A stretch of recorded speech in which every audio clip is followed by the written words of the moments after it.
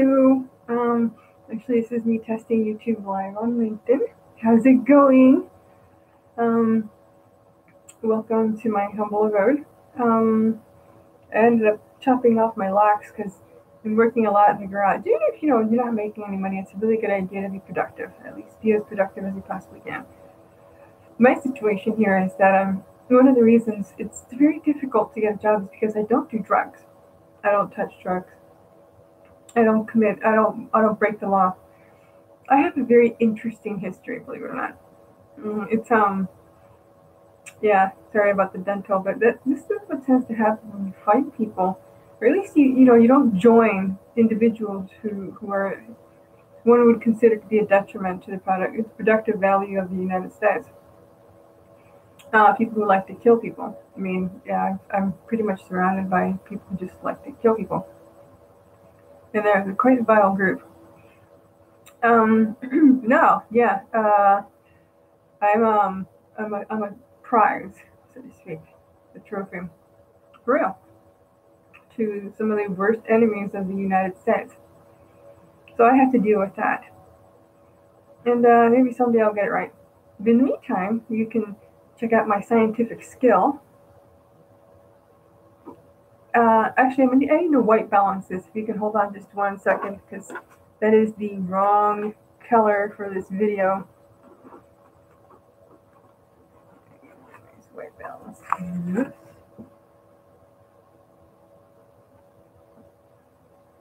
It's still going a little. That works. Apparently, whenever I use this with Movie Maker, it tries to turn me into a redhead. Maybe it doesn't like me. Anyway. I hope you guys had a great holiday. I totally forgot about that, about saying Merry Christmas. I think I didn't mention it. Thus far, I wasn't unable to publish, my volcano publication in a journal because it costs $2,000 to do that, and I don't have $2,000. I barely have 2 pennies to rub together. Lincoln would be proud, right? Anyway, one of the reasons actually that I wanted to go on LinkedIn with a video is one of my personal kind of my motto. That's a good word for it. Excuse me. The air conditioning on. Anyway, my motto is that whenever I go to a job, I don't take crap from anybody. I don't. Typically, when I'm outdoors, it's like, we're them. You get all these people trying to kill people and trying to reel people into these terrorist groups just constantly. And one of the main reasons why there's such a huge drive for it is because a lot of them do steal houses, which is why there's so many of them that are so willing. I mean, the average house has a pretty good price. My recommendation is blood tests. And hell, get your own lab if you want. I'm always recommending something. I don't kill people. I will never kill people. One of the things that I like. There's a gnat in here. Excuse me. One of my dealio is that I don't go cheap. A lot of these houses, you're talking about properties that range from $20,000 to almost $500,000 that are targeted. So whenever somebody says, we want you to kill people, the life of your dreams, yada, yada, yada, yada. Well, I have a rate. And I've stuck with this now for over 6 years. So they want me to be a merc. So my going rate is per person. I don't kill anybody for anything less than $333 million.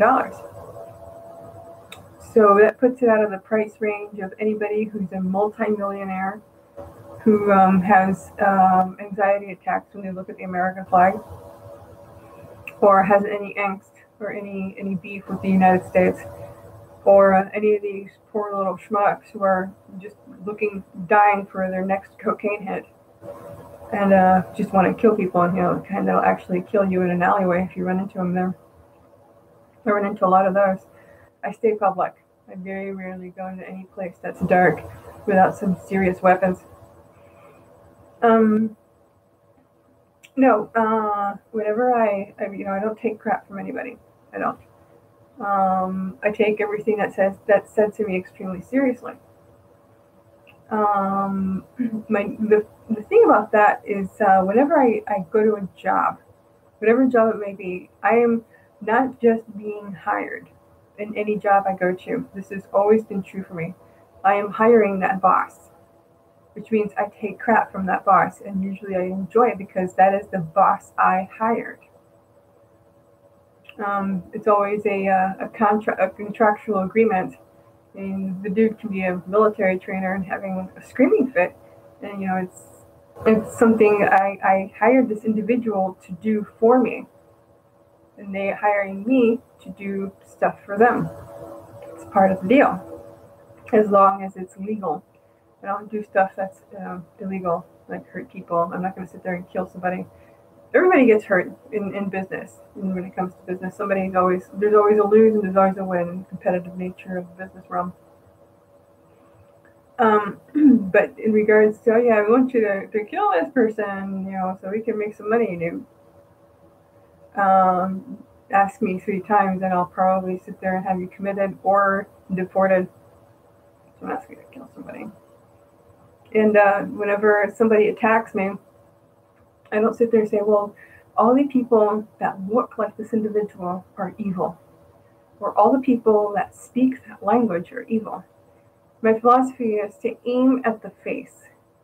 You attack the particular individual that is attacking, and if they have somebody behind them that's motivating them, or they're a conspirator, well, that person will surface as well. But your main focus, or in my case, my main focus is the person directly who is attacking.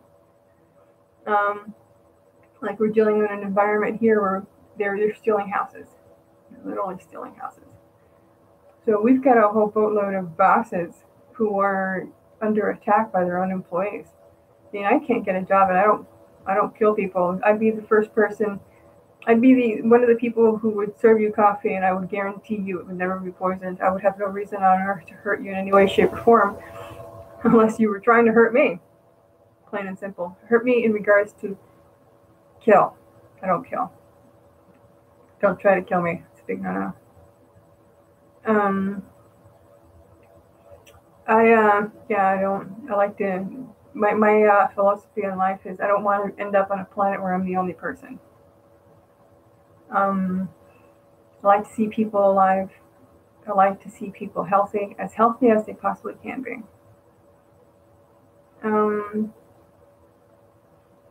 The ability for the human capacity to maximize your own capabilities is kind of an important drive for me. One of my personal goals to, whenever I encounter somebody, is this person, if they're not trying to kill me, or they're not trying to con me into something that's, engaged in a war against the United States, I'm always asking myself whether or not this person has maximized their abilities as a human being.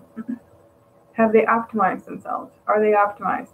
Without technology, not technological implants, I'm talking like good old-fashioned organic human being. It kind of interests me. I don't believe in implants either. I think that stuff is crap. It modulates the body in a way that it shouldn't be. Probably causes all sorts of problems. I don't dye my hair pink, but I do wear crazy nails. I like my crazy nails. Just nothing that's like 6 inches long. I don't do that. I like to look nice when I go to a job. But if I could wear any outfit at all, any clothing to the workplace, I would wear like the worst crap for a shirt and the worst crap for pants and really great sparkly shoes. I'm talking like really awesome, like shoes that are just covered in sequins. I would just look like crap from the bottom up, except for the shoes.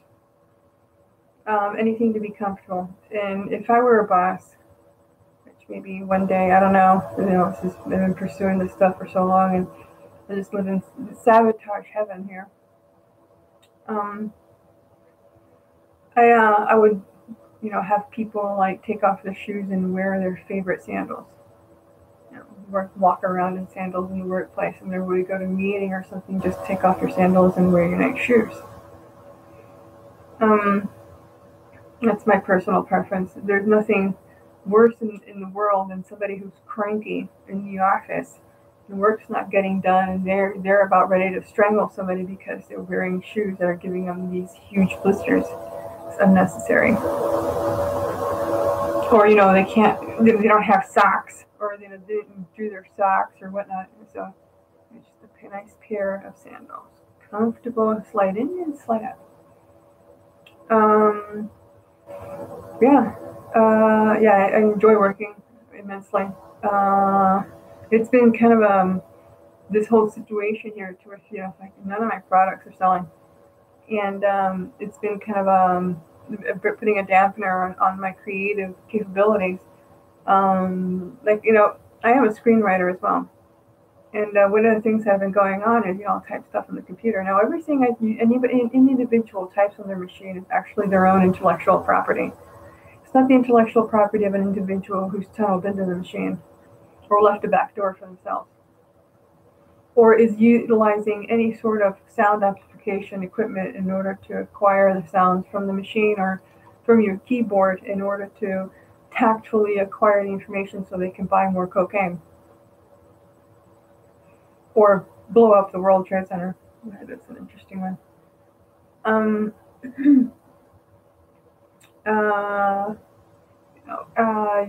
There's multiple technologies to acquire the same thing. These people are terrorists, are implant kings. It is the first thing that they pursue, to implant people. From police officers to local militants to these coke dealers. The coke dealers especially are religious about implantation.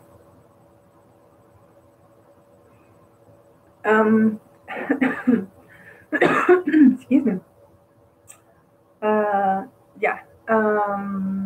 There was a couple things I wanted to say to you. I'm religious about my pursuits, my personal pursuits, due to my experience in New York, which will never change, and it's been 18 years. My approach towards terrorism will always remain strong and static, as in, I hate it. These people need to go away. I do not sit there and cringe at the sight of a Muslim. I do not cringe at the sight of a Hindi. A question. I have the right to question, but I enjoy multiple cultures. I do. The moment a string of threats comes out of your mouth, I am out of there. I am completely out of there. I'm kind of a researcher in the esoteric as well. So, I have something that somebody gave to me a while ago, actually. I think this was given to me in November of last year. There's sometimes that we have a situation here from between implantation and subconscious crap that we get fed to us from the TV and from the radio and through speakers and all this other crap. Some people have said that when you're saying something to somebody, it's a good idea to be fidgeting with something. A lot of people say that, actually, or change your focus. Try to learn how to change your focus without shifting your gaze or stuff like that. Well, this particular individual taught me that once you start streaming out a bunch of stuff or phasing out, you have one of these situations where you're just gone. Like, hello. Somebody can sit there and walk up to you and tell you the world's about to end, or the ground's about to set on fire, the building's about to collapse, and nothing's getting through.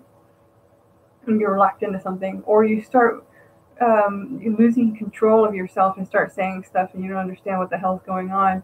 Then the frustration can be pretty real. I am actually one of these oddballs that is extremely familiar with modern technology.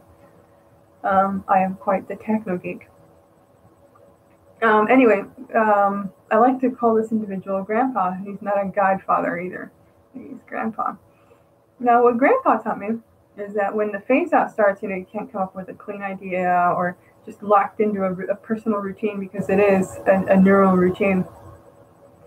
And you can't come out of it, you start doing this number. It's also good for typing. But what this does is actually stimulates this hemisphere here of the brain. What you do is you just start rotating it. You just there, do this number. You can even sit there and look away, be reading something or whatnot, and you would almost be automatically doing that, and it'll help you actually clear up some of the fog in your head. Just be sure you become aware that you're doing that, but the activity is actually biological, and it assists in overriding stuff that doesn't belong there. Um, I recently found out that going jogging, not going jogging as much, taking walks, or not something a little bit outside of the rhythm of your vehicle actually does assist in environmental perceptual capabilities. Just something to consider after a certain period of time. Changing the sizes of your speakers or listening to sound through different size speakers, different types of terms, different magnet sizes, it always helps too. Sometimes creating your own music can change the spectrum of the auditory perception and even help your nerves heal from damage from these large speakers sometimes that we use. You have an opportunity to kind of reconstruct themselves. Yeah, I like to be very dedicated to my work once I'm working. Of course, everybody, when it comes to the whole purpose of getting a job is for financial stability. It's not just that for me. It's occupying these spaces at a time where I'm not doing anything except staring out the window and wondering what else to come up with. And usually I do come up with stuff, but they're not immediate in financial gain. It's kind of frustrating. Unlike having an actual job. And, I've learned quite a bit of medicine too. So maybe I'm a little bit more shielded in that regard. Like these people also sabotage individuals who go to work. If you notice, I haven't been able to get a job. And they also biologically sabotage people.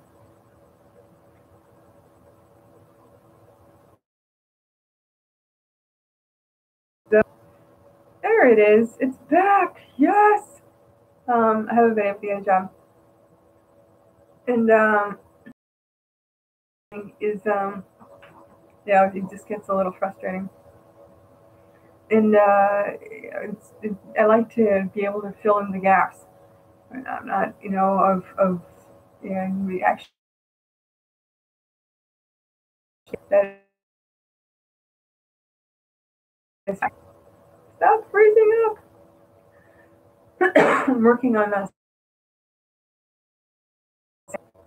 and that is not doing so well. Anyway, I am ending this stream short.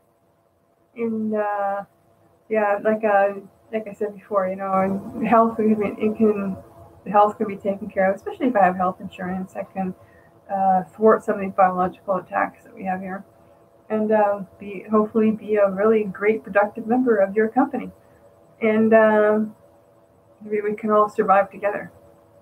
I think that's a goal for a company. Can't my boss stay alive? Anyway, it is an honor to meet you, a whole lot of you, and I hope you've had a really great day. Maybe this will brighten your day. That would be nice. And have a wonderful one. Stay loving. Love each other.